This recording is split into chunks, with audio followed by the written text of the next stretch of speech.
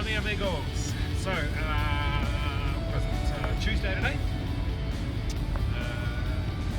What I've been up to? Just a bit of work on the shed this morning. Went there on my stock shifts and took the dog out. We shifted some cattle. While I was up there, I checked the water pump, and a couple of problems cropped up with that. So we're going to go back up and do a little bit of a rebuild on it right now. So the type of pump we've got up there is what's called a piston pump. So it has a little electric motor. Little electric motor runs a thing called an eccentric, which is basically a crank, and it drives a piston or a plunger back and forward inside a cylinder. It's kind of neat because it pumps on both sides of the stroke, so that's kind of good because it makes the pump more efficient, but it also means that the load on the motor and so forth is more evened out. However, the pump we've got is really, we're pushing it way beyond its design envelope, so I've made a couple of modifications to allow it to do that a little bit better, but it's right on the ragged edge of what it can cope with, so it requires quite a bit of maintenance to keep it up and running. So the two things we're going to do when we go up is the piston or the plunger that reciprocates back and forth. It's actually sealed through a really old piece of technology. It's a little cup-shaped piece of leather, and there's a pair of these leather cups, and the way they work is one seals in either direction. So when the pump is moving in one direction, that one seals, and when it reverses, the opposite cup does the seal. And this thing's reciprocating pretty much 24 hours a day for months on end, and so these little leathers get worn out. So that's the first job.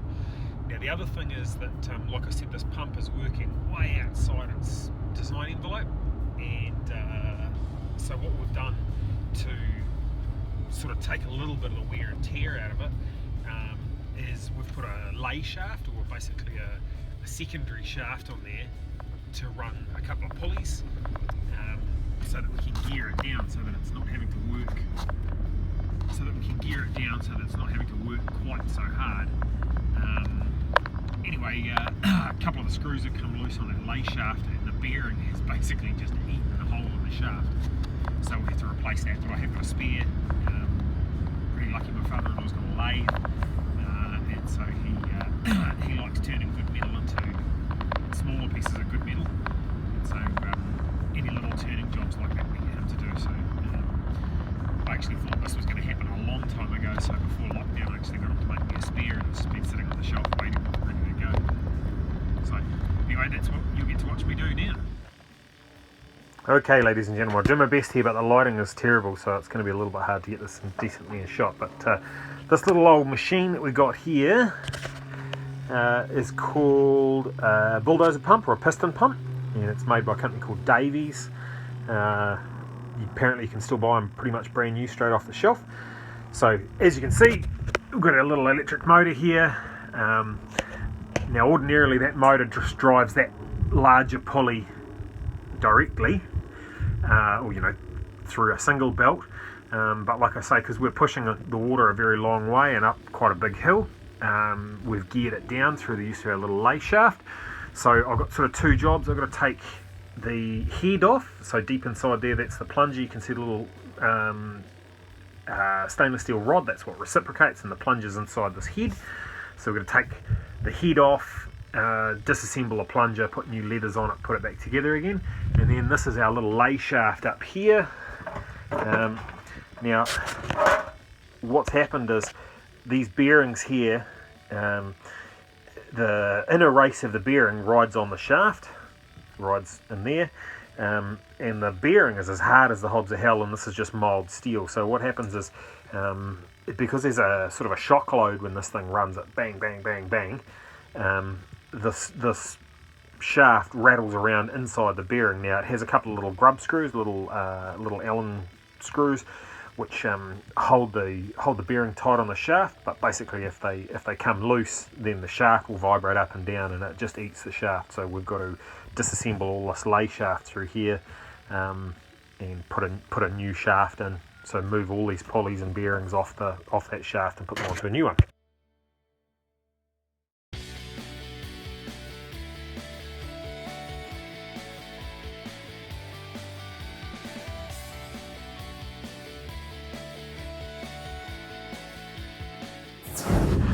So I've removed the head. That's our head there. The heads are kind of neat because they're reasonably interchangeable, you know, so you can take one off, put another one on. They come in 3 or 4 different styles, so there's a low pressure, a high pressure, and a medium pressure. So this is high pressure, as evidenced by, it says, where are we, HP up on the top there. And the only difference between high pressure, low pressure, and medium is the diameter of these. So these are the 2 leathers here, one here and one here, and they're all assembled together to make this plunger, and they fit inside the bore of that pump, which is lined with a brass sleeve that you can see down there. Now I was expecting these to be all chewed out. So usually what happens is the lower edge, the edge that's lowest, closest to the ground, just gets worn out through friction, but actually these ones are in pretty good shape. I'll show you what a brand new set look like. When they're brand new, this is what they look like. So you can see they're sort of all rounded off, but what happens is the pressure of the water and the water softens them up, and then the pressure deforms them to fit precisely the bore of the pump. So when they're brand new, they leak a little bit of pressure, but it doesn't take very long, you know, a few minutes or hours, and they start working pretty well. Now, because I think these ones here are looking like they're in pretty good nick, I won't replace them with these ones. They can go back in the bag and wait for later. But it wasn't generating pressure, so that tells me that something's going on with this head, and the head has a series of little valves in it, and they get gummed up with crud and gunk over time. So what I'll do is I'll pull the head apart and have a look at those valves. So I've got the valve covers off this head, and you can see in there's a little screw with a spring underneath it, and so that screw you can see is all covered in you know, iron build up and garbage. And there's 2 valves. These are the inlet valves. So what happens is when the plunger is essentially going in reverse, it sucks water past these valves and into the cylinder, and then up at the top here under this valve cover, which I'll remove in a minute, there is the outlet valves, which are exactly the same. They look exactly the same, but what happens is when the piston turns around, changes its direction of travel, it seals these ones that I've got exposed, seals them up, and the water has to go somewhere because hydraulics can't compress a liquid, forces the other valves open, and the water makes its way out into the pipe. Right, whatever the hell that is, I just fished it out of one of the valves, so that's probably a big chunk of our problem with pumping. So I'll fish that out. So the way these valves work is pretty straightforward. So you've got this little brass screw with a little stainless steel spring on it, and then underneath the spring you have first this is a little stainless steel washer or disc. So it sits sort of in there, and what that does is that pushes on this reasonably hard rubber washer, and then that washer, focus you dear me, sits on that little brass valve seat in there. So we'll give this all a little bit of a clean. This little brass screw, I've got about 1 million of them back home at the house, but I'm not driving all the way home just to replace that. So the top of the screw is pretty mangled, so I'm just going to give that a little dress up with an angle grinder, just in an attempt to give it a little extra lifespan. I've got the head back on now, so the head's kind of a cool little thing. So it's reversible. So if the situation that the pump's installed and requires it, you can take this cap off the end here, flip the head around, and this can be your output side, and the other side can be your input. The whole head flips around, and so you can swap from either side. So anyway, I pulled all those valves out. Like I showed you, that little piece of plastic crud caught up in one of the valves, and the rest were just filthy. So reassembled it all. Just tighten our gland a little bit.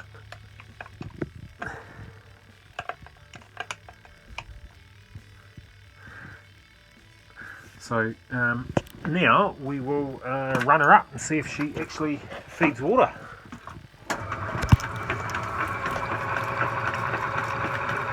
Looks good. The diagnostic test I always use to see if the valves are seating properly and the leathers are creating pressure is if I close the outlet tap, if it'll stall. So that tells me that she's generating good pressure, because the pressure gauge will basically sit at 0 until we get a full head. So that might take an hour or so to get up to full pressure. So that just closing that tap off just tells me if the valves are seating properly.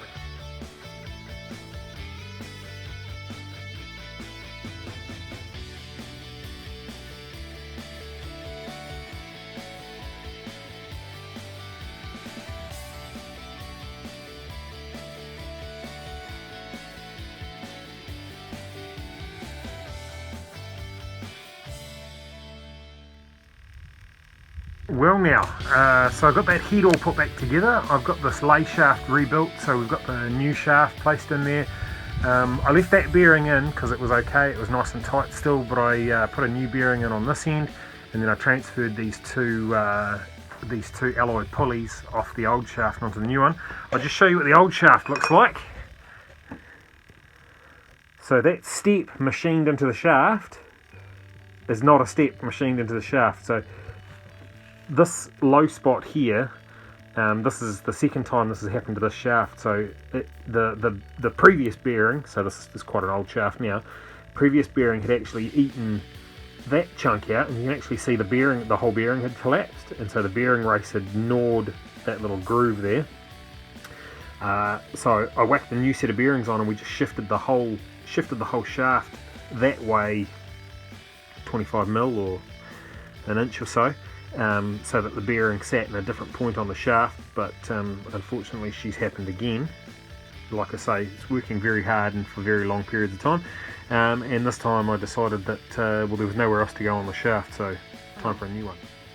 The other thing I've got to do is there's a little bit of excessive tension on those belts, so there's a little adjuster built in up here with a locking bolt there, so I've just got to release that locking bolt, adjust a little bit of the tension out, and we'll be laughing.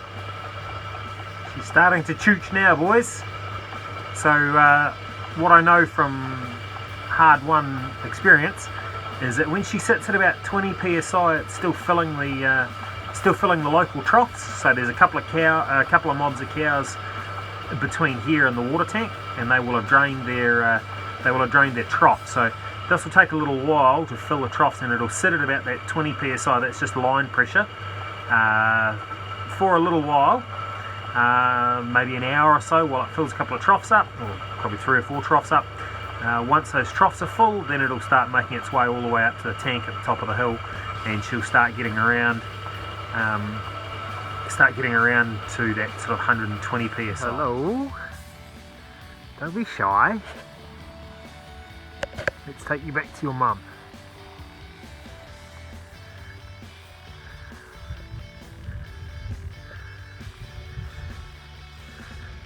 Good fella. Oh, little heifer. Good girl. Well, that's the first calf born this year. Oh, take it easy, girl. And it's a heifer, which is great. I love to get heifers.